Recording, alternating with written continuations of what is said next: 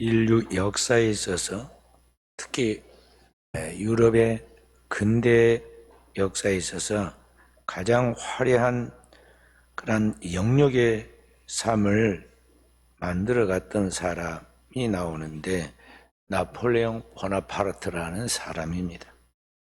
특히 프랑스 역사를 통해서 가장 화려한 그런 세월을 보냈습니다. 그는 최초로 군대를 이끌고 알프스선을 넘었죠. 그래서 그가 남긴 유명한 일화, 나의 사전에는 불가능이 없다. 그런 말을 통해서 정말 인간이 할 수 있는 그 한계를 넘어서서 무엇이든 할 수 있다는 것을 보여주는 그런 사람인데요. 그렇게 해서 그의 군대를 거느리고 유럽을 정복합니다.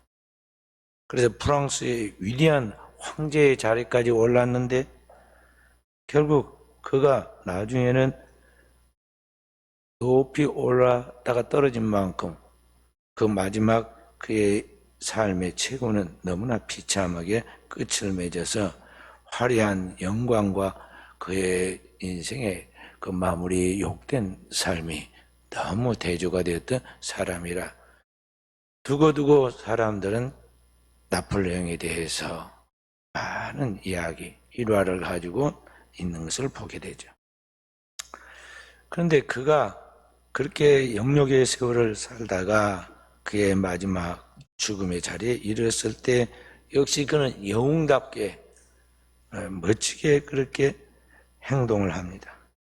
그는 자기가 유럽을 정복하고 많은 전쟁을 통해서 벌어들였던 그의 모든 재산을 가지고 당대 이 프랑스 돈으로 600만 프랑을 가지고 있었는데 그 유산을 하나도 남김없이 다 부하들에게 공평하게 나눠주었습니다.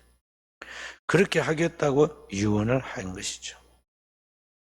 그래서 자기와 함께 목숨을 걸고 싸운 군인들이 수고한 것이 후회되거나 보람되도록, 후회하지 않고 보람되도록 그렇게 하고, 또 군대에 나갔다가 죽게 된 사람들의 그 가족들, 미망인들과 그 동고동락했던 그의 그 작은 부하들이까지 모두 그의 유산을 상속하도록 유언했습니다.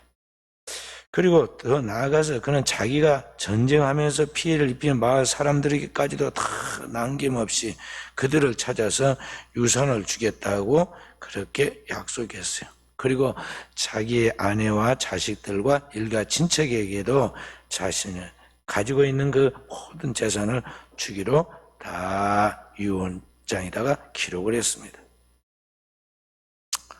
영웅답게 살고 영웅답게 끝을 맺은 것 같이 보입니다. 근데 나중에 나폴레옹의 유언장에 적힌 그 모든 유산 수혜자들에게 약속한 것이 날 거짓말이라는 것이 드러났어요. 왜냐하면 그가 실제로 죽을 당시에 그의 재산은 아무것도 없었기 때문에 그러한 것입니다. 영국은 이 나폴레옹과의 전쟁에서 이기고 그 나폴레옹이 가졌던 모든 재산과 명예와 권력을 몰수해버렸어요.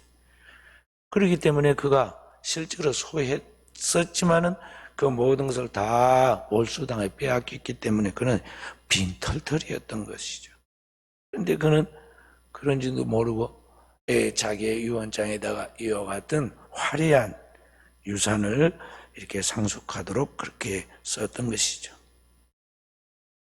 이런 것들이 이제 권력의 속성이라고 볼 수가 있습니다. 권력은 모든 것을 다 줄 것까지 우리에게 화려한 그러한 것들을 약속하는데 이게 다 그러한 약속을 통해서 사람들이 거기에 혹하여 따라오게 만드는 거죠. 그래서 권력은 거짓말을 밑거름으로 해서 성장합니다.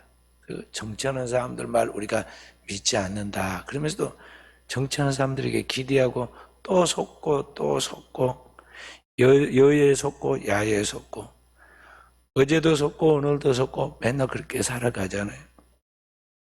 권력은 처음부터 끝까지 거짓말로 치장해서 사람들에게 허황된 꿈을 꾸게 하고 나중에는 그 거짓말하는 그 권력자 그 자신도 속아서 거짓말에 속아서 자신도 망해버리는 것이 그 권력의 속성이고 최후인 것입니다. 그래서 한번 권력의 맛이 들리고 권력에 중독된 사람은 그 자리에 물러나게 될 때 그냥 물러난 게 아니야. 완전히 인간이 아닌 그런 사람으로 파괴되고 끝납니다. 그래서 그의 인격도 그의 신앙도 그의 가지고 있는 돈은 말할 것도 없고 그 주변에 있는 모든 사람이 한 사람도 남김없이 다 잃어버리죠. 그리고 심지어는 자기 자신도 잃어버리는, 자기 인생도 잃어버리는 것입니다. 그러나 나폴레옹 개인의 이야기가 아니라 오늘을 살아가는 이 땅의 모든 사람들, 특히 권력을 쫓아서 살아가는 그 사람들이 오늘 우리의 이야기인 것입니다.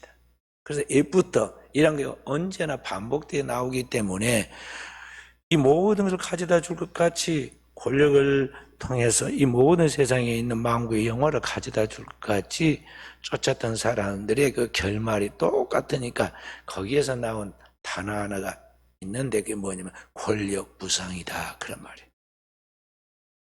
권력 무상이다.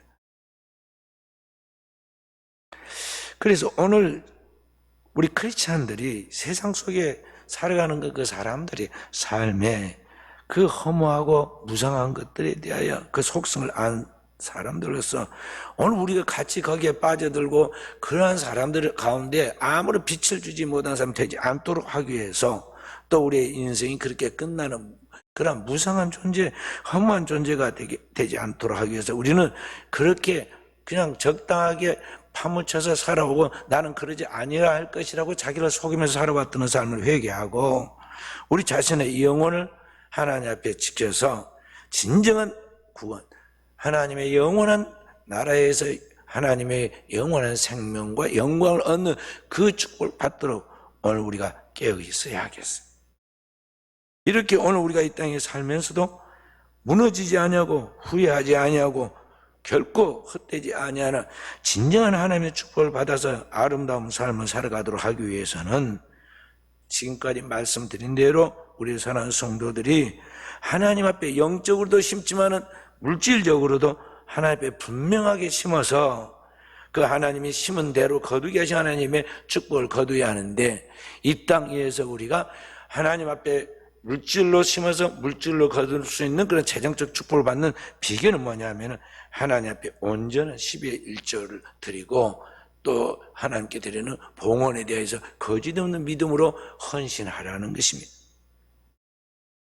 그래서 그리스도인은 자기가 생각해서 적당히 해서는 안 돼요. 지금은 우리 교회에 없지만 어떤 분이 한 분 이런 이야기를 해요. 돈을 막 버니까 돈에 대한 인색한 계산법이 나왔어요.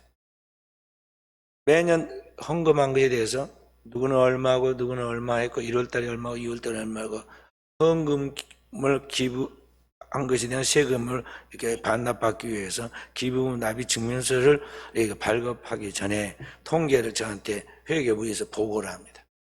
그러니까 매년 보고가 올라오는데요. 처음 신앙생활을 이제 해가면서 하나님이 은혜 주시고 영적으로 뿐만 아니라 물질 축복을 주실 때 드리는 헌금의 액수와 나중에 시간이 지나가면서 그 세월이 지나간 가운데 드리는 헌금의 액수가 점점 떨어지고 있어요. 제가 가만히 분석을 해봅니다. 이분이 옛날에는 돈을 받는 그 월급이 아주 초라할 정도로 작은 것이어서 헌금의 액수가 적었어요. 그럴 때는 헌금보다 지금 그보다 10배나 더 많아져서 이 부분에 대해서 이제 헌금 액수 그만큼 불어야 하는데 헌금 액수 왜 줄어들까? 참 이상하다. 그런 생각을 제가 해봅니다. 그런데 제가 어느 날 그렇게 묻습니다. 목사님, 헌금은 어떻게 해야 11조는 어떻게 해야 합니까? 제가 이야기를 시작을 하니까요. 절반만 듣고는 딱 알았습니다. 이제 제가 더 안 들어도 알겠습니다. 뭘 시작도 안 했는데 이제 시작해서 설명하고 있는데 자기는 알았대요. 여러분이 지금 뭔가 착각을 한 거예요. 자기가 지금 듣고 싶은 말만 들었고 자기가 계산하고 싶은 그것만 계산한 거예요. 온전한 10의 1조를 하나님 앞에 드리라 그랬는데, 온전한 11조 뭔지를 잘 듣지도 않았는데 본인이 지금 계산하는 방법을 따라 지금 뭔가 생각하는 것이 탁 뭐가 떠오른 거예요. 그래서 결국에는 많이 심어야 많이 거두는데 적게 심었으니 적게 거두네. 이제 나중에는 그런 것도 바람에 불려 날아가지 사라지게 된 것을 바라보게 됩니다. 그래서 오늘 우리가 하나님 앞에서 말씀에 기초한 바른 경제관을 가지고 나가야 하는데, 그게 뭐냐면 하나님의 것을 하나님께 드리는 그런 온전한 헌금이 필요한데, 그게 뭐냐면 온전한 10의 1조예요. 온전한 10의 1조를 드리라. 그것이 오늘날 우리 성도들 이 땅에서 물질적으로 하나님께 경제적 축복을 받는 비결이라는 것을 알아야 돼. 자, 우리 구약 성경 말라기에서 3장, 구약 성경 제일 마지막에 나와 있는 말라기 제 3장 말씀, 3장 말씀, 말라기서 3장 7절부터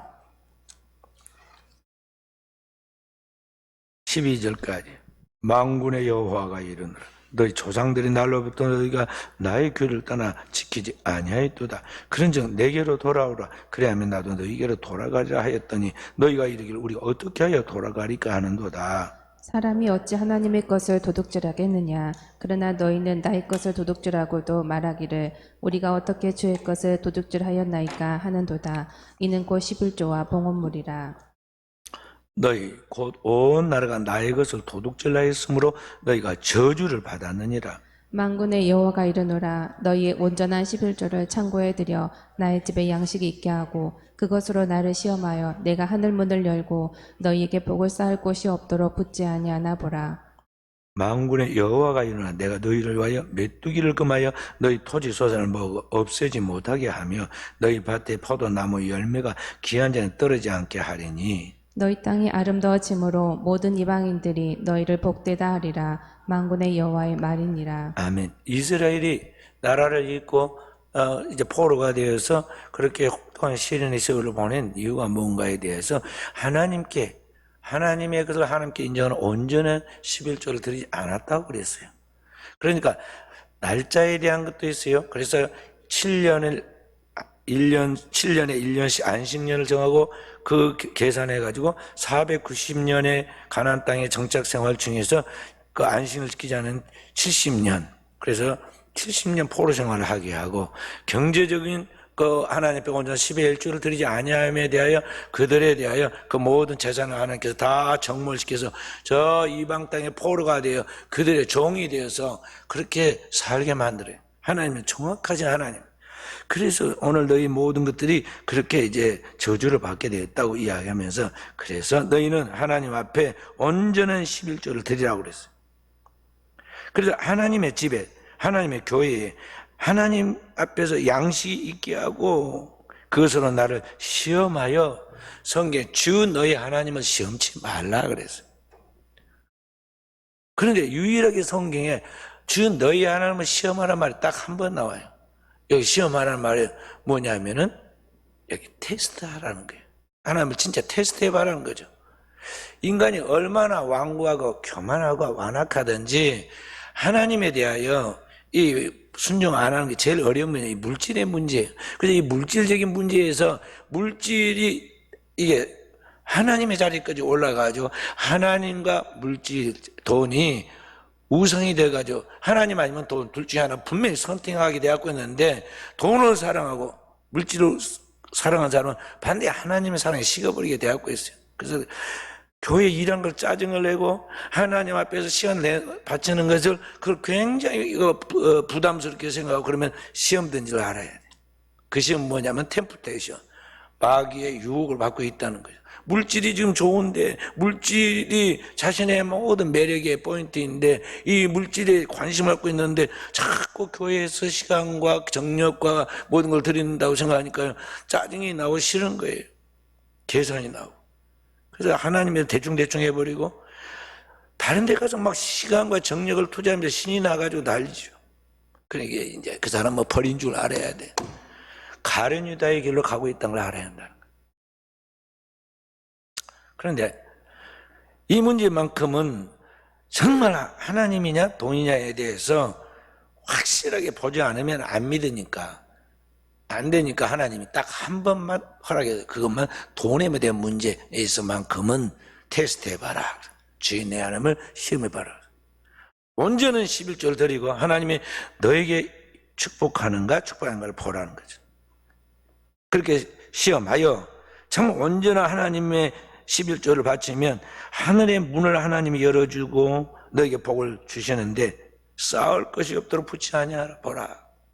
누가복음 6장 38절에 뭐라고 말씀하였느냐 하면 주라, 하나님 앞에 드리라는 거예요. 그러면 너에게 줄 것인지 그 후에 되어 흐르고 누르고 흔들어 넘치도록 너에게 안겨주리라. 하나님 그렇게 하신단 말이에요. 그것을 테스트해봐라는 거예요. 제발 테스트해봐라.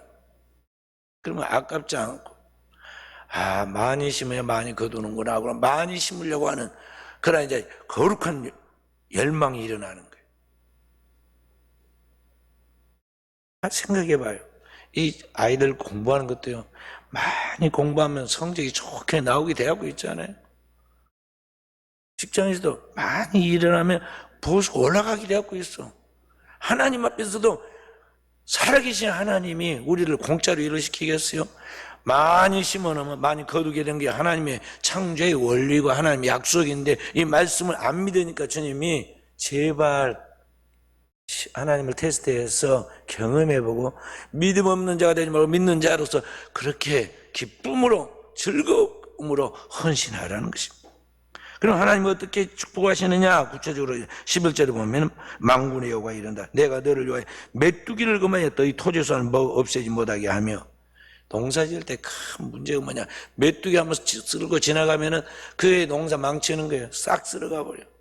그런데 고대만 메뚜기 있는 거 지금도 맞아. 메뚜기 얼마나 많이 수억 마리가 막 지나가 버리니까 살아남아 있는 것이 없어요. 다 뜯어 먹어버려.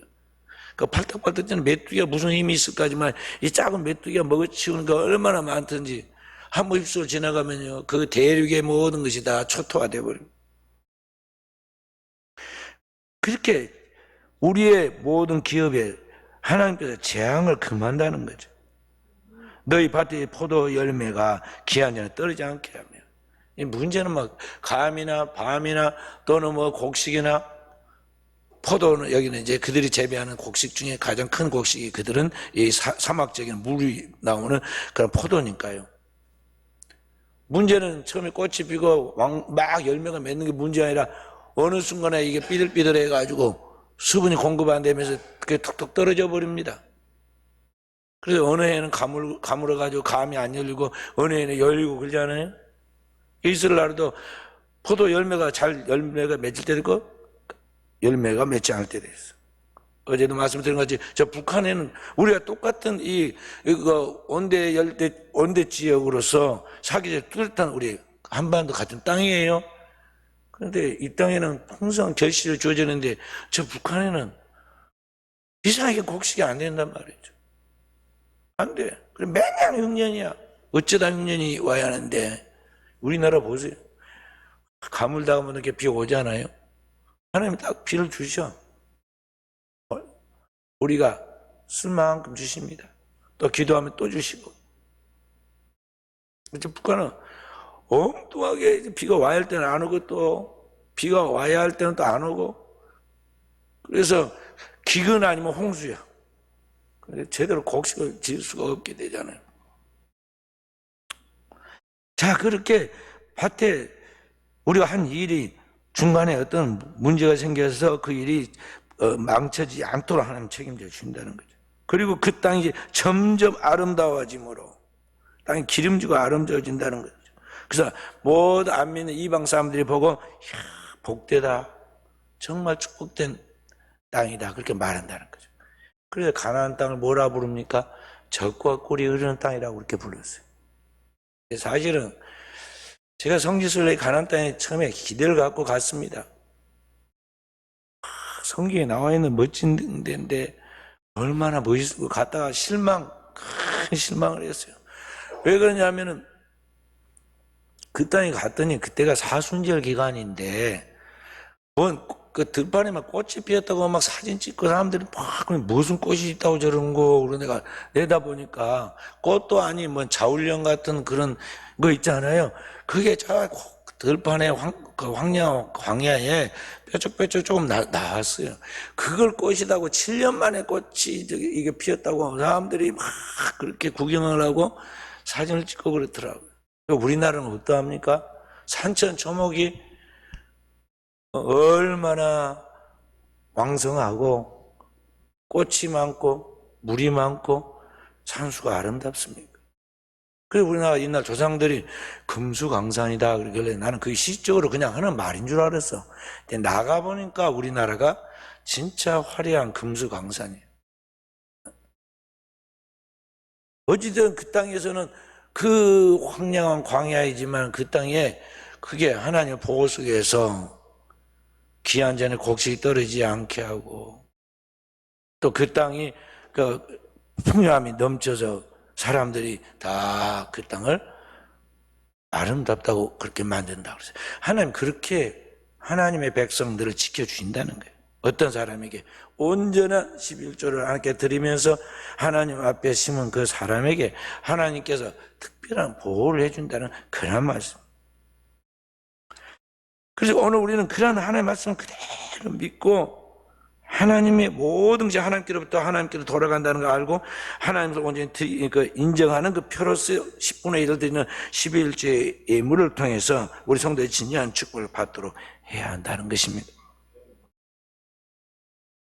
제가 어릴 때부터 저희 부모님들, 특히 아버지로부터 무슨 이야기를 들었냐면 그 어릴 때 고향의 아버지가 교회를 개척해서 세운 그 이야기를 감동적으로 하면서 제가 신학을 공부하니까 저한테 무슨 이야기를 하냐면 너는 남의 터 위에 교회를 세우지 말고 교회 없는 곳에 가서 사도 바울처럼 교회를 세우고 복음을 듣지 못한 자들 복음을 듣게 해라. 성경에 그런 말씀이 고린도서에 나오거든요. 사도 바울이 너희가 남의 터 위에 교회를 세우지 아니하기로 작정하였다. 그래서 사도 바울이 가는 곳곳마다 가서 복교회를 개최한 거예요. 그런데 그게 사실은 저희 어떤 바람과는 안 맞았거든요. 저는 그러고 싶지 않았거든요. 인간적으로 이게 내가 같은 분수를 하는데 내가 어디 가서 교회를 개척해가지고 교회를 세우겠어요. 그래 나는 훌륭한 목사님 밑에서 보조해 가면서 교회를 섬겨야겠다. 교육의 한 분야를 담당 교육을 시키겠다. 그렇게 생각하고 있는데 우리 아버님 그렇게 기도를 했고 그렇게 말씀하니까 부모의 기도가 하늘에 상달되고 땅에 떨어지지 않으니까 말이에요. 그 운명처럼 내가 그렇게 딱 안수를 받는 그날부터 시작해서 전도 목사로 몰리다시피 말이죠. 그래서 교회를 개척하게 됐어요. 가는 것마다 그 하나님이 인도하고 역사하니까 교회를 개척하고 건축까지 하게 되는데요. 마지막에 마지막 꼭지를 떼는 그게 헌당이에요. 하나님께 봉헌하여, 교회를 봉헌하여 되는 걸 헌당했는데, 그렇게 하게 됐어요.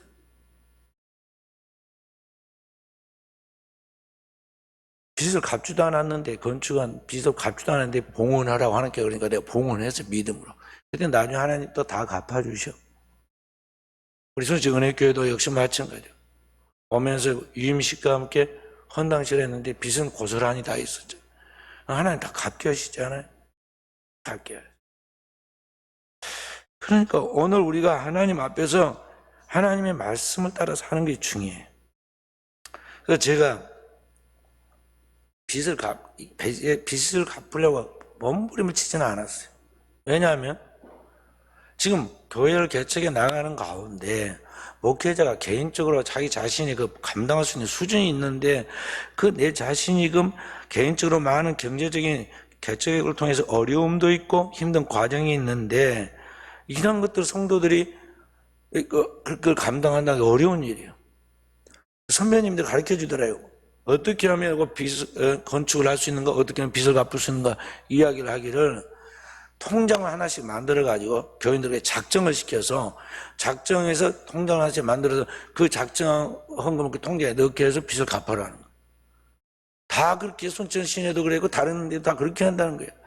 그래서 제가 아무리 기도하고 생각을 해봐도 그건 안 맞는 것 같단 말이죠. 그래서 제가 지금까지 목회하면서 작정해서 빚을 갚기 위해서 또 건축을 완공하기 위해서 빚을 작정해 본 적이 없어요. 그냥 하나님 앞에 열심히 복음을 전하고 나갈 때 성도들이 11조를 드리고 그리고 각종 헌금을 했는데 물론 건축금도 그 속에 들어있겠죠. 건축헌금은 그 헌금 중에 아주 적은 일부분이고 대다수 성도들이 드린 11조, 언제나 11조가 제일 큰 분량이어가지고 그 돈으로 지금까지 교회에 세웠던 모든 교회의 것을 다 갚았어요. 나중에까지 다 제가 지나온 교회 중에 한 교회가 빚을 못 갚았는데 돈이 1,000만 원이 없다고 그러더라고요. 1,000만 원이 남았다고 그러더라고요. 제가 보내드렸습니다. 우리 하나님은 살아계셔서 정말 그 말씀을 그대로 믿고 나아가는 사람에게 역사하셔요. 그러니까 오늘 우리에게 있어 지금 중요한 것은 뭐냐면 하나님의 말씀은 진짜 그대로 믿는 것이고 둘째는 그 하나님의 말씀을 내 삶에 적용하여 순종하는 것이 중요한 거예요. 오늘 본문의 말씀 1절에 아까 우리가 읽었던 신명기 28장 1절에 뭐라고 말씀하고 있습니까? 함께 읽어봅니다. 내가 내 하나님 여호와의 말씀을 삼가 듣고 네가 오늘 내게 명령하는 그의 모든 명령을 지켜 행하면 그랬어. 여기 오늘 말씀에 하나님의 말씀을 첫째는 잘 듣고 하나님의 말씀 그 우리에게 명령 하나님의 말씀을 그대로 지켜 행하면 그것이 뭐냐면 순종이에요. 삼가 듣고 그대로 행하면 그게 순종. 그러면 그 다음에 어떻게 한다고 그랬어요? 네 하나님 여호와께서 너를 세계 모든 민족에 뛰어나게 하실 것이요부터 시작해서 19절에 들어와도 거기까지는 아니고 이제 이와 같으리라 14절까지 말씀 보면 14절까지 듣고 행하면 오늘 하나님께서 이와 같이 축복할 것이다. 그 말씀이 지금 14절까지 나와요.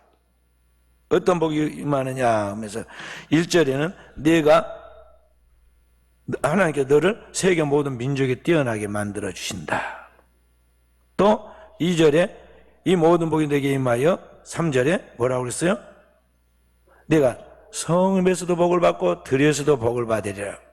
세 번째로 4절에 내 몸의 자녀와 내 토지의 소산과 내 짐승의 새끼와 소와 양의 새끼가 복을 받을 것이며 그러니까 이 땅의 모든 생명체 너를 통해서 너가 낳은 자녀뿐만 아니라 네가 돌보고 있는 재산이 너의 모든 생명체에 하나님이 축복해 주신다는 거예요. 5절에 그 다음에 뭐라고 그랬어요? 내 광주리와 떡방주 그릇이 복을 받을 거예요. 식탁에 복을 준다는 거예요. 6절에 들어와도 복을 받고 나가도 일상에 복을 주는데 들어와도 복을 받고 나가도 복을 받고 어떤 사람은 뒤로 넘어져도 코가 깨져. 근데 이 사람은 그냥 나갔다 들어오기만 해도 복이 따라다닌다는 거죠. 7절에 보면 재앙이 와서 원수가 너를 대적하면 하나님은 어떻게 하냐? 너를 치는 원수를 내 앞에서 패하게 하는데 왕창 망하게 만든다는 거죠. 한 길로 갔다 7길로 터지고 그 말은 너를 해하는 그 원수가 너에게 흔적도 없이 사라지게 만든다는 것이죠. 그래서 8절에 뭐라고 그랬어요? 오늘만이 아니라 내일 너의 미래까지도 책임진다는 거예요. 내 창고와 내 손에 하는 모든 일에 복을 내려서 그러니까 하나님이 차고 넘치도록 하여 그 너희 미래도 책임져 주신다. 그럼 또 9절에 뭐라고 그랬어요? 하나님의 성민이 되게 하고 그 다음에 10절에 땅의 모든 백성이 여호와의 이름이 너를 위하여 불린 것을 보고 너를 두려워하리라. 야, 저 사람 보통 축복받은 사람이 아니고 대단한 사람인데 뭔가 있다. 저 사람 함부로 하면 안 된다고 그 사람 앞에 조심한다는 거죠. 그 다음에 뭐라고 그랬어요? 11절에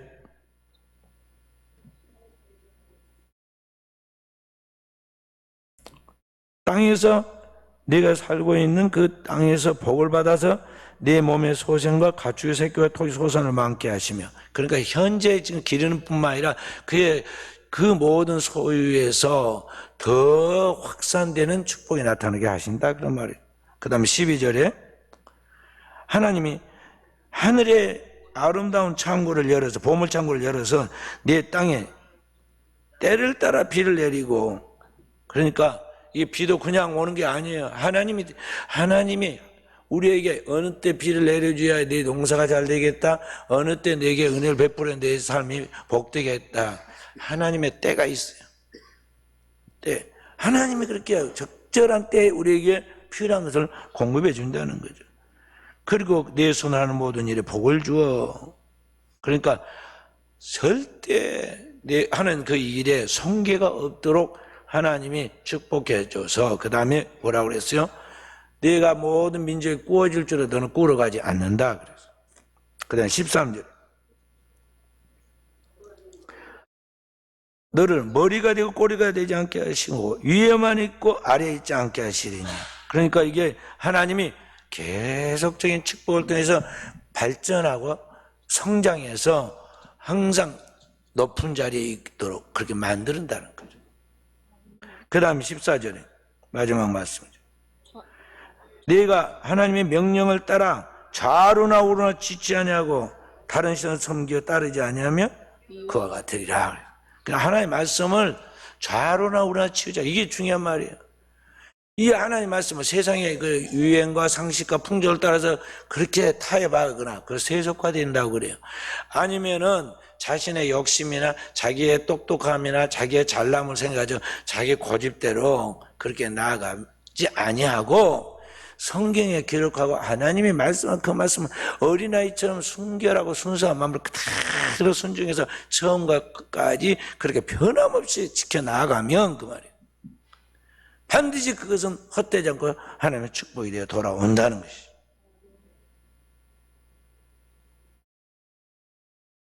그래서 사랑하는 귀한 성도 여러분, 그저 이 말씀을 그대로 믿고 그대로 순종하는 게 좋아요.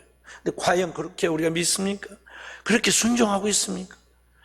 오늘날 현대인들의, 특히 크리스찬들의 신앙이 뭐냐면 너무 세속화되어 가지고 이랬다 저랬다, 신앙에 정체성이 없고 제 멋대로 신앙생활을 해요. 하나님 가장 싫어하는 건 제 멋대로예요.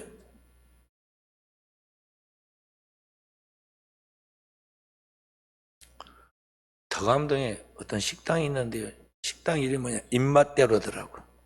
입맛대로. 근데 그 가보니까 맛이 괜찮아요. 허술하게 그냥 길가에 있는 그 조립식 건물인데요, 예약을 해야 그 시간에 밥을 먹을 수 있어요. 예약 안 하면 쫓겨나요. 차 받칠 때도 없어. 주차장도 없어. 그냥 길 옆에도 받쳐 와요. 입맛대로. 세상에서 통한 이야기지. 신앙생활 입맛대로면 안 돼요. 하나님의 말씀을 따라, 주님의 뜻을 따라 철저히 자기 자신을 순종해 나가는 훈련이 필요해. 경건에 이르기를 연습하라. 그죠? 하나님의 말씀을 그대로 지켜나가는 그게 경건의 훈련이에요. 하루아침에 생기는 게 아니에요. 그렇게 해서 그 말씀을 지킬 수 있는 그런 믿음과 그런 능력이 자기에게 있어서 하는 말씀을 그대로 변화시킬 수 있는 그런 사람으로 성장하도록 해야 한다는 것이죠. 우리 목사라고 해서 다 되는 게 아니에요. 우리 젊었을 때 목사들이 가장 소원이 뭐냐면 새벽 기도가 없었으면 좋겠다. 여러분 새벽 기도 힘든 거 똑같아. 목사들도 그 새벽 기도가 제일 힘들어가지고 새벽 기도 없어. 어떤 목사들은 자기 아버지 손에 이끌려, 자기는 목사도 아닌데 새벽 기도를 하나 끌려나가면서 그랬어요. 자기 아버지 손을 엮고 가면서. 어떤 놈이 새벽 기도로 만들어가지고 그때 그 아버지가 가면서 내가 만들었다 그랬다잖아요. 결선주 목사님 가정의 이야기입니다. 힘들지요. 새벽 기도 아무나 한 거 아니에요. 영역이 있어야 돼. 그다음 영혼의 힘으로 자기를 지킬 수 있는, 그 말씀에 순종할 수 있는, 죽으면 죽으리라고 그렇게 할 수 있는 그런 영역이 있어야 한다니까. 그래 자기 몸뚱이를 자기가 지배해서 일으킬 수 있고 그 삶이 그를 이끌어서 나오게 하는 거지. 몸이 가뿐해갖고 나온 사람 한 사람도 없어. 몰라. 1년에 한 번 정도 있을란가 모르지만은 한 번도 안 나온 사람도 많으니까 1년 내내. 그러니까 이게 절대 쉬운 일 아니야. 경건의 훈련이 필요합니다. 자, 신명기 30장 9절에서 14절 말씀 봅니다. 신명기 2장 넘기면 30장이에요. 30장 9절에서 14절. 9절 10절 제가 읽습니다. 내가 내 하나님 여호와의 말씀을 청정하여 이 율법책에 기록된 그의 명령과 규를 지키고 내 마음을 다하며 뜻을 다하여 여호와 내 하나님께 돌아오며 내 하나님 여호와께서 내 손하는 모든 일과 내 몸의 소생과 내 가축의 새끼와 내 토지 소산을 많게 하시고 내게 복을 주시되 그 여호와께서 내 조상들을 기뻐하신 것과 같이 너를 다시 기뻐하사 내게 복을 주시리라. 내가 오늘 내게 명령한 이 명령은 내게 어려운 것도 아니요 먼 것도 아니라 하늘에 있는 것이 아니니 내가 이르기를 누가 우리를 위하여 하늘에 올라서 그의 명령을 우리에게 가지고 와서 우리에게 들려 행하게 하라 할 것이 아니요 이것이 바다 밖에 있는 것이 아니니 내가 이르기를 누가 우리를 위하여 바다를 건너가서 그의 명령을 우리에게로 가지고 와서 우리에게 들려 행하게 하랴 할 것도 아니라 14절 함께 오직 그 말씀이 내게 매우 가까워서 내 입에 있으며 내 마음에 있은지 내가 이를 행할 수 있느니라. 아멘. 오늘 이 축복의 말씀이 어디 하늘에까지 올라가거나 저 깊은 바닷속에까지 들어갈 필요가 없다는 거예요. 그 하나님의 말씀이 아주 가까이 있는데 바로 내 마음에 있고 내 입에 있다는 것이죠. 그래서 내가 정말 그 말씀을 지키려고 하면은 지킬 수 있다는 거죠. 로마서 10장에도 사도 바울이 똑같은 이야기를 하면서 사람이 마음으로 믿고 입으로 시인하여 구원을 받는다고 이야기를 하고 있어요. 그러니까 하나님의 말씀을 마음으로 믿고 입으로 시인해서 그대로 지켜서 복을 받을 수 있을 만큼의 오늘 여러분과 저는 하나님의 영적인 사람으로 훈련해서 내 운명을 하나님의 축복받는 그런 운명으로 바꿔야 하는 것입니다. 운명이 따로 있는지 알고 우리나라 사람들은 사주팔자를 보고 토정비결 따라가고 풍수지리서를 보고 몇 자리를 잘 써야 거기에 후손들이 복을 받는 줄 알고 맨날 다 재가되어 없어진 그 흙더미를 파고 옮기고 난리를 하잖아요. 명당 찾아서. 그런데 운명은 자기가 개척하는 거예요. 하나님은 이 모든 만물을 다 우리에게 주시고 우리의 소유로 다스리고 정복하라. 그리고 그 축복을 다 누리라고 그랬어요. 그래서 그 운명은 자기가 개척하는 거예요. 오늘 우리의 운명은 하나님의 말씀을 가지고 우리가 어떤 길을 걸어갈 것인가 자기가 그 축복과 저주를 선택해서 내가 축복받는 나의 삶을 개척해 나가야 한다는 것이죠. 자, 오늘 하나님 말씀 15절부터 20절을 또 계속 읽어봅니다. 15절부터 보라 내가 오늘 생명과 복과 사망과 화를 네 앞에 두었나니 곧 내가 오늘 내게 명령하여 내 하나님 여호와를 사랑하고 그 모든 길로 행하며 그의 명령과 규례와 법도를 지키라 하는 것이라. 그리하면 내가 생존하며 번성할 것이요 또 내 하나님 여호와께서 내게 가서 차지할 땅에서 내게 복을 주실 것임이니라. 그러나 내가 만일 마음을 돌이켜 듣지 아니하고 유혹을 받아 다른 신들에게 절하고 그를 섬기면 너희가 반드시 망할 것이라. 너희가 요단을 건너가서 차지할 땅에서 너희의 날이 길지 못할 것이니라. 내가 오늘 하늘과 땅을 불러 너희에게 증거를 삼노라. 내가 생명과 사망과 복과 저주를 내 앞에 두었은즉 너와 내 자손이 살기 위해 생명을 택하고 내 하나님 여호와를 사랑하고 그의 말씀을 청종하며 또 그를 의지하라. 그는 내 생명이시요 내 장수이시니 여호와께서 내 조상 아브라함과 이삭과 야곱에게 주리라고 맹세하신 땅에 내가 거주하리라. 아멘. 생명과 사망과 복과 저주를 하나님이 항상 우리 앞에 둡니다. 그리고 오늘 우리가 선택하라고 그래요. 그래서 오늘 우리는 나와 내 후손이 잘 살기 위해서 하나님 앞에서 축복의 이 생명의 말씀을 선택하고 그 하나님의 말씀을 따라 살아가라는 거죠. 그 하나님을 사랑하고 그의 말씀을 청종하고 그를 의지하고 나아가면 내 생명이 장수하게 되고 내게 주신 하나님의 약속의 땅에서 내가 영원히 거주하게 되리라고 말씀해요. 그래서 오늘 저와 우리의 사랑하는 성들이 그 하나님의 말씀을 온전히 쫓아서 나아가도록 경건의 훈련을 통해 하나님의 축복의 자리에 서 있도록 해야겠습니다. 할렐루야. 우리 찬양 한 곡 부르고 계속 말씀드리겠습니다. 내게 있는 향유옥화.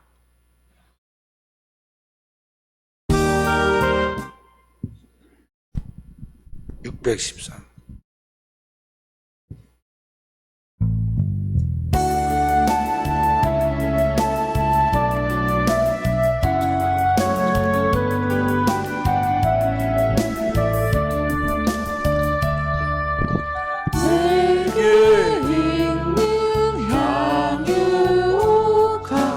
주께 가져와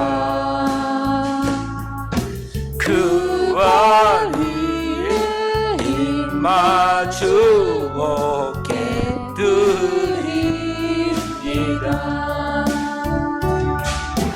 너를 위해 험한 산길 오르신 그와 걸음마다 그 신사랑 새겨놓았네.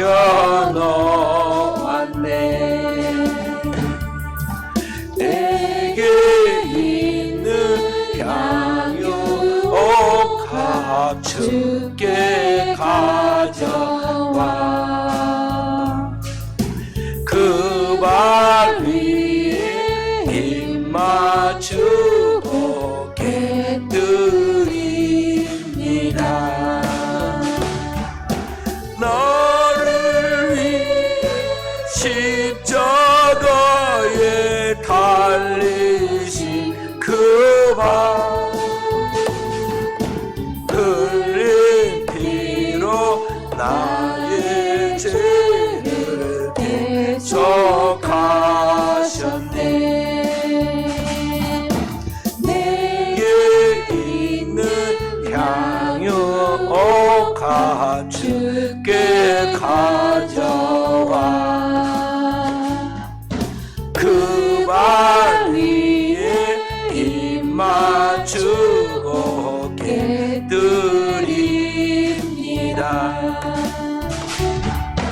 너를 다시 이 땅 위에 임하신 그때 주의 크신 사랑으로 날 받아주소서. 아멘. 자, 그래서 오늘 우리가 하나님 앞에 내 운명을 축복된 운명으로 바꿔야 했는데 성경에 두 사람을 우리가 먼저 살펴봐야겠습니다. 첫째는 욥입니다. 우리 욥처럼 하나님 앞에서 우리에게 당면한 그 운명을 잘 개척해서 끝까지 인내해서 하나님의 축복의 주인공들이 되도록 해야겠습니다. 이 욥기서 한번 읽어봅니다. 욥기서 1장. 구약 성경 욥기 1장 말씀. 시편 바로 앞에가 욥기입니다.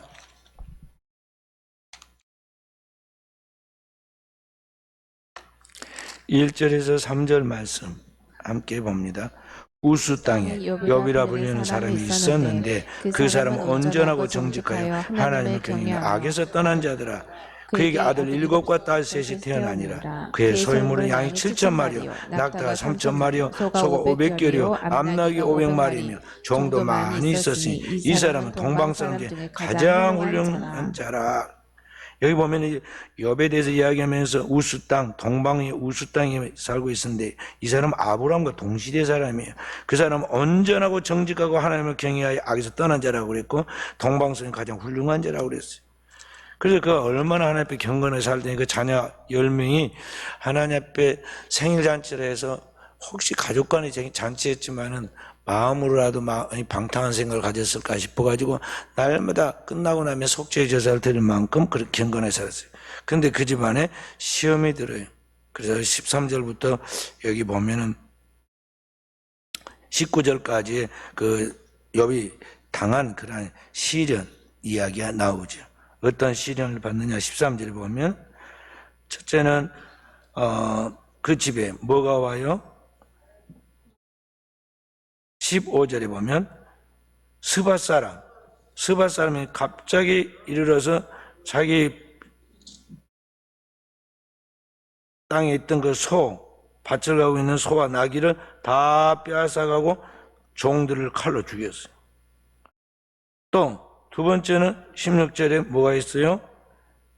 재수가 없으려니까 하늘에서 불이 떨어졌어요. 그래서 양과 종들을 사람을 다 살라버렸어요. 그 다음에 17절에 보면은 이번에는 또 갈대아 사람들이 큰 새 무리로 지어가지고 달려들어서 낙타와 그것들을 다 빼앗았어요. 종들까지 죽여버렸어요. 그 다음에 18절에 보면은 또 뭔 재앙이 있었어요? 18절 19절에 큰 돌개바람이 불었어요. 토네이도 같은. 그래가지고 그 큰 마다들의 집에서 지금 잔치하고 있는데 그 10자녀들이 잔치하는 그 집에 지금 네 모퉁이를 그 바람이 쳐서 집이 무너져서 그 자녀들이 압사해가지고 한날 안에 다 죽어. 재앙이 와도 너무 한 번에 오고 너무 큰 재앙이 왔어요. 자, 그러면 어떻게 되겠어? 아무리 믿음 좋은 사람이라도 이게 견디기 어렵잖아요. 근데 욥이 어떻게 합니까? 20절부터 22절 함께 읽어봅니다. 욥이 일어나 겉옷을 찢고 머리털을 밀고 땅에 엎드려 예배하며 이르되 내가 모태에서 알몸으로 나왔사온즉 또 알몸이 그리로 돌아가올지라 주신 이도 여호와시오 거두신 이도 여호와시오니 여호와 이름이 찬송을 받을지니라 하고 이 모든 일이 욥이 범죄하지 아니하고 하나님을 향하여 원망하지 아니하니라. 이 엄청난 시험을 받았는데 욥이 마음을 지키고 입술을 지키고 하나님 앞에 원망하지 않고 하나님 앞에 감사하고 또 하나님 앞에서 그 신앙을 지켰다는 거예요. 근데 시험이 그걸로 끝난 것이 아니라 연속적으로 계속 옵니다. 그래서 2장부터 보면은요, 욥이 이제 자기 몸의 건강을 잃고 병이 들죠. 그런데 지금 사람이 죽게 생겼는데 어려울 때 친구가 진정한 친구인데 친구들이 오기는 왔는데 제일 친한 친구 셋이서 와가지고는 화를 막 돋굽니다. 까닭없이 네가 이런 일을 당하겠느냐? 하나님은 공의의 하나님이신데 내가 뭔가 숨은 죄가 있으니까 그런 거 아니냐 하면서 막 죄를 만들어냅니다. 그리고 계속 붙하고 가도 않고 욥을 괴롭게 하죠. 그래도 끝까지 욥이 인내하고 나아갑니다. 그래서 욥의 인내 이야기가 이제 2장부터 시작해서 쭉 해서 31장까지 욥이 인내하는 이야기가 나옵니다. 끝까지 인내. 물론 막 괴로워가지고 혼자 발버둥을 치고 하나님 앞에 따지기도 하고 혼자 그러기는 합니다. 그러긴 해도 끝까지 하나님에 대한 믿음을 버리지 않고 나가요. 그래서 끝까지 나가니까 결국 하나님이 축복을 해주셨는데 아까 1장 1절부터 3절에 우리 읽었던 대로 욥의 재산 이야기까지 다 나왔잖아요. 10자녀라. 그런데 마지막에 하나님이 욥을 다시 그에게 축복해 줄 때 보면요. 갑절에 축복을 줍니다. 42장 욥기서 42장 12절부터 17절을 봅니다. 욥기서 제일 뒤편에 42장 12절부터 10절 마지막까지 함께 읽어봅니다. 여호와께서 욥의 말년에 욥에게 처음보다 그가 양 14,000과 낙타 6,000과 소 1,000겨리와 암나귀 1,000을 두었고 또 아들 7과 딸 3을 두었으며 그가 첫째 딸은 여미마라 이름하였고 둘째 딸은 그시아라 이름하였고 셋째 딸은 게든 합북이라 이름하였으니 모든 땅에서 욥의 딸들처럼 아리따운 여자가 없었더라. 그들의 아버지가 그들에게 그들의 오라비처럼 기업을 주었더라. 그의 욥이 140년을 살며 아들과 손자 4대를 보았고 욥이 늙어 나이가 차서 죽었더라. 여기 보면 1장과 꼭 두 배예요. 그런데 거기에 2배인데 자녀는 또 10명을 주었다고 그랬어요. 이미 10명을 하나님이 데려가 천국 갔고 또 자녀를 새로 줬단 말이죠. 그 또 자녀를 10명을 잘 키우게 돼서 그 천국 데려가니까 2배 됐잖아요. 그 다음에 이 자손 4대에 이르러서 장수의 축복을 받게 돼요. 최고의 축복을 주는 거죠. 그러니까 오늘 우리 하나님 앞에서 우리가 하나님의 말씀을 지키고 인내하여 그대로 순종하고 나아가면 그 과정은 어렵고 힘들지만은 그 결과는 하나님께서 항상 약속하신 대로 갚아준다고 알아야 돼요. 그래서 당대에 이렇게 갑절로 축복해 주시잖아요. 갑절로 축복해 줘요. 하나님의 축복만이 진정한 축복이야. 그러니까 다른 데서 뭐 비트코인 해가지고 거기서 뭐 한몫 보려고 그런 어리숙한 생각하지 말아요. 누가 그거 해가지고 우리 돈 불려주려고 일한 사람이 누가 있겠어요. 생각을 해봐요. 저 콜라 사이다 하나 거기 팔아서도 이윤을 다 자기들이 남기려고 그 붙여갖고 그 파는데 누가 우리한테 손해를 봐가면서 다 그거 주려고 그런 사람이 누가 있겠느냐 말이죠. 그 어리숙한 생각을 하지 마라. 그리고 몇 천만 분의 1의 확률 속에 내가 들어갈 거잖아. 그런 어리석은 생각을 하지 마라. 내가 IQ가 몇이에요 지금? 응? 자기 IQ도 생각해봐라고. 우리나라에서 가장 세계적인 그런 IQ가 뛰어난 사람도 그런 어리숙한 짓을 안 하는데 IQ가 그렇게 높지도 않은 사람이 몇 천만 분의 1의 확률을 내가 뚫고 될 것이다. 그런 어리숙한 생각에 그 홍보에 속는다고. 그러지 말아요. 위로부터 하나님만이 우리를 긍휼히 여기고 그 약속하신 말씀을 변기하지 아니하고 꼭 그대로 이루어지시는 하나님만이 우리를 진정한 축복을 주지 땅에서는 아무도 우리를 그렇게 할 사람이 없다는 걸 알아야 돼요. 그러니까 오직 주님만 믿고 주님의 말씀대로 나가서 하나님이 하늘의 신령한 복과 땅의 기름진 복을 영원토록 주는 그것을 붙잡고 나가려고 진정한 믿음을 갖고 인내하라는 것입니다. 두 번째 사람이 누구냐 하면 여호수아입니다. 이 여호수아는 우리가 다 아니까 찾을 필요도 없어요. 왜 그래요? 여호수아는 모세를 만나고 40년 동안 모세의 몸종으로 활동을 했어요. 40년간. 세월을 40년, 한평생을 그렇게 한 거예요. 모세보다 먼저 일어나서 모든 준비를 합니다. 모세가 가는 길에 동행합니다. 모세가 들어가고 난 다음에 뒤처리를 다 합니다. 정말 모세처럼 순종한 사람이 없어요. 끝까지 변함없이 순종해요. 그러니까 나중에 가서 가나안 땅에 모세가 들어가지 못하고 하나님이 들어갈 수 없다고 그랬을 때 모세가 당황하잖아요. 누가 과연 모세처럼 그 일을 감당할 수 있을 것인가에 대해 아무리 눈을 씻고 찾아봐도 이스라엘 그 60만 장정수는 보이지 않아요. 그래서 고민을 많이 하는데 주님께서 그렇게 말씀하세요. 내 종 여호수아가 있지 아니하냐. 그에게 안수하여 그러하여금 네가 이끌고 나온 이 백성을 약속의 땅 가나안에 들어가게 하라. 그때 하나님이 열어주니까 그 총명한 그 영감 있는 모세도 못 알고 있었던 깨닫지 못했던 후계자 여호수아의 문제가 풀려버리잖아요. 그래서 모세가 그때서야 깨닫고는 하나님의 뜻이 거기 있었구나. 여호수아를 이제 색다르게 대합니다.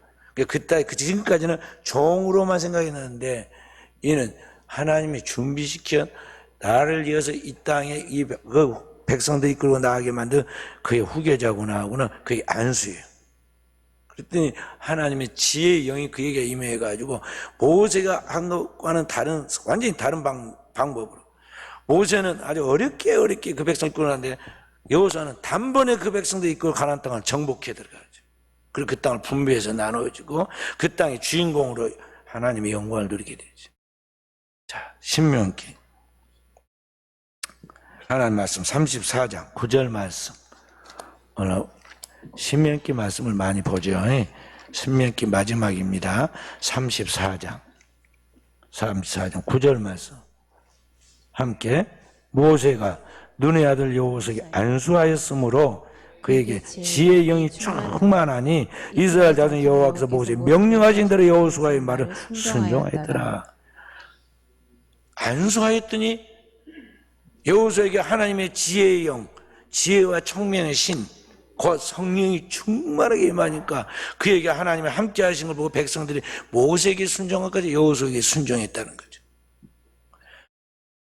하나님이 인정하니까 그의 출신은 종의 신분이 종이었지만은 하나님이 그를 꼬리 잡고 머리 되게 만들고 이스라엘 모세가 이끌고 나가지 못한 그 백성을 단번에 이끌고 나갈 수 있을 만큼의 모든 백성들이 두려워하고 사랑하고 순종하는 마음을 주어서 그 여호수아를 따르게 되었어요. 그리고 여호수아 말이 하나도 땅에 떨어지지 않고 다 이루어지게 만들죠.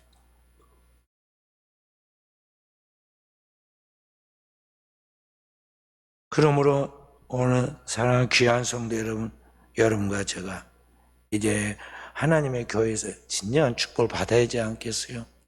역사는 흘러가고 한 세대가 지나고 또 한 세대가 옵니다. 이제 제 시대가 오늘 우리 하나님의 명령을 받아가지고 오늘 이 교회에서 여기까지 왔습니다. 이제 남아있는 시간 동안에 우리 사랑 성도들이 진정한 축복을 하늘의 신령 복과 함께 땅에 기름진 축복을 반드시 받게 될 것인데 정말 이 남은 시간들을 우리 사랑하는 성도들이 마치 야곱을 그 사랑하는 라헬을 위하여 7년을 하루같이 보냈다고 그런 것 같이 수일같이 보냈다는 것 같이 정말 하나님의 말씀을 그대로 7년을 하루같이 순종해서 나아감으로 하나님의 축복을 경험하고 그 축복을 자손들에게 남겨서 세계적인 일꾼들이 나오도록 그러한 교회가 되어서 쓰임받도록 깨어있는 종들이 되어야겠습니다. 그러기 위해서는 이 모든 과정이 주님이 걸어가신 것까지 십자가의 길을 걸어간다 할지라도 그 고난의 길을 어렵다고 해서 형편 따라 내 생각 따라 사람들의 이야기를 따라 좌충우 따라서 바꿔서는 안 되고 정말 우리의 믿음의 선진들이 걸었던 것 같이 일사각오의 신앙을 가지고 그 말씀을 그대로 지켜나가는 정말 말씀의 사자들이 돼야겠어요. 옛말에 우보천리란 말이 있어요. 우보천리. 저희 어머니 아버지가 묻어두었던 선영 그 상소에 우리 성들이 가봐서 알지만은요. 거기에 내가 성경 구절을 우리 아버지 어머니 거기 묘 비석에다가 써놨어요. 그랬더니 우리 사촌 형이 그 아버지 돌아가신 장례 그 하는 것도 제가 도와드렸거든요. 새로 비석을 거기다 세우는데 아니 우리도 뭘 하나 쓰긴 써야겠는데 뭘 쓰면 좋을까 그래요. 아니 그분은 교인이 아니었기 때문에 내가 뭐라고 말할 수가 없었어요. 그랬더니 그분이 거기다가 우보천리라고 뭐 어쩔까 그러더라고요. 내가 듣고 보니까 좋은 것 같아요. 그래서 그렇게 쓰십시다. 그래 우보천리라 써놨어요. 근데 아무 상관도 없는 이야기가 사실은 그냥 좋은 이야기죠. 우보천리는 소걸음, 소우자를 써가지고 걸음을 걷는데 우보, 소걸음으로 천리를 간다는 거죠. 천리면 여기서 꼭 서울 가는 옛날에 시골에서 한양 가는 이야기예요. 소걸음으로. 그러니까 우리 신앙생활에 나갈 때 우리가 급하게 뭔가 소득을 붙잡고 뭘 되려고 그러면 안 돼요. 하나님 앞에서 정말 표가 안 나지 않은 것 같아도 언제 그게 될까 그렇게 막막하게 보일지라도 하나님 앞에 묵묵하게 하나님 말씀을 따라 정도를 걸어서 나아가면 하나님 반드시 그 대가를 우리에게 주신다는 것입니다. 그래서 오늘 이제 우리 사랑하는 성도들이 여호수아처럼 욥처럼 주님의 몸된 교회에서 하나님의 거룩한 성령을 감당할 때 앞에 서서 이끌고 나아가는 담임 목사를 때로는 수행하고 때로는 보필해 가면서 최후의 하나님의 나라의 상을 얻기까지 하나님의 영광을 받도록 하기까지 오늘도 여러분과 제가 깨어있는 신앙의 삶을 살도록 해야겠어요. 그래서 많이 받아 많이 나눠주는 자가 돼야 돼요. 왜냐하면 우리가 하나님의 축복을 가지고 나누어주고 다스리지 않으면요, 세상에서 그걸 가지고 죄를 짓게 되니까 하나님의 백성들은 그 축복을 많이 받아 많이 나눈 자가 돼야 한다. 우리 민족이 하나님의 축복을 받아서 이 땅이 이 아시아와 세계를 마지막 때 성경에 나감으로 주님의 지상 명령을 완성한 나라가 되도록, 또 그 주인공이 바로 우리 교회가 돼 우리 성도들이 되도록, 우리 후손 되도록, 오늘 또 우리가 거룩한 비전을 가지고 깨어있는 그러한 승리하는 종들이 되어지기를 주님의 이름으로 축원드립니다.